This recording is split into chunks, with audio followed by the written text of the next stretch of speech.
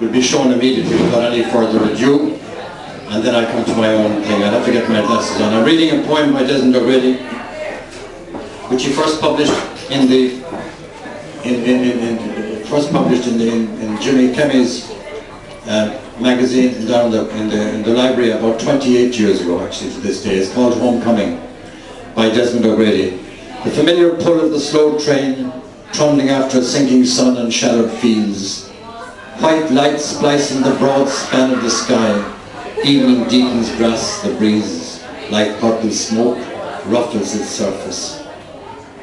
Straight into dark skies, the great cathedral spire is sheer Gothic, slender and singular. Grey is the slate at school when a child looking up, a bottle of raspberry in one hand, a brown bag of biscuits in t'other. Feathery Mikey, my uncle, told me a man shot down a hawk dead in the cross with a telescope fixed to his rifle.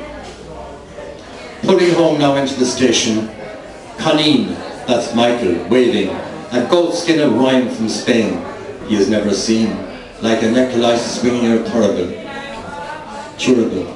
My father behind him, as ever in clerical grey, white hair shining, his hand raised, preaching away to poet rhyme, and after a drink at the White House, out home. The house in Bedlam. He's here, says my father. Sober, my mother? She's looking me over. Bring out the bottle. Pull round the fire. Talk of the journey, living abroad. Paris, London, Rome, New York. What is it like what is it like in an airplane? My sister. Glad you could make it, my brother. That would be Tom. Everything here the same tuppence halfpenny. The neighbours, just as you left it. The same old roast chestnut. After the songs, the one for the road.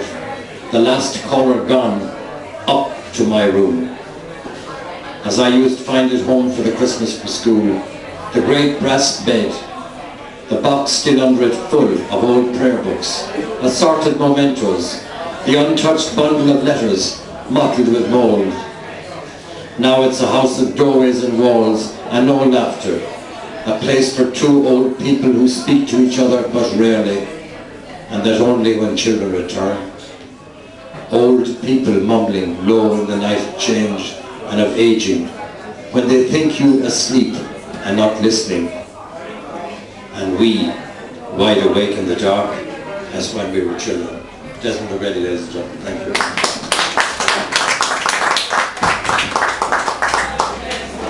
And as Dominic paid a tribute to Richard Harris at the opening of this evening, I congratulate Dominic and I thank you most sincerely.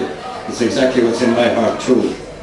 And I go to Richard Harris's very first poem he ever wrote as a 9 or 10-year-old, which very few people realise that he did write poetry at that age.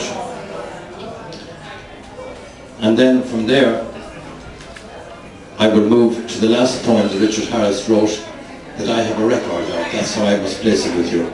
My young brother, 1939, at 10 years of age, Richard Harris wrote, my young brother was in his pram. I walked along beside him. He looked so white and peaceful. He also looked so warm. I wonder if I'll ever be that smell again. And then he wrote a second one, 1939, my sister had a dog. My sister had a dog named Reggie. She loved Reggie. She said she loved him. She said she loved me too. She kissed and patted Reggie. She never kissed and patted me. Yesterday night I ran around the house barking and my father hit me. That was Richard Harris in 1939. Then as the years matured and things came together, I move out into the book of time and I go before the hired spade.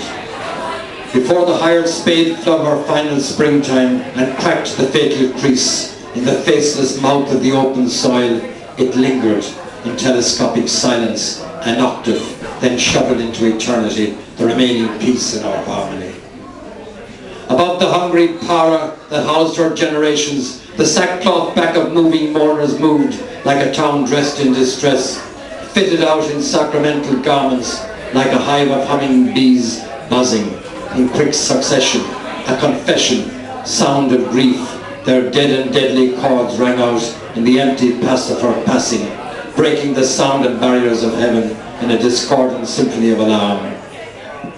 No wish, nor brother's fame can reclaim her now, too late in her fate to call the wound to healing, and peeling without blood, she lies in a gesture of roses and mocks the cushion of her branded coffin.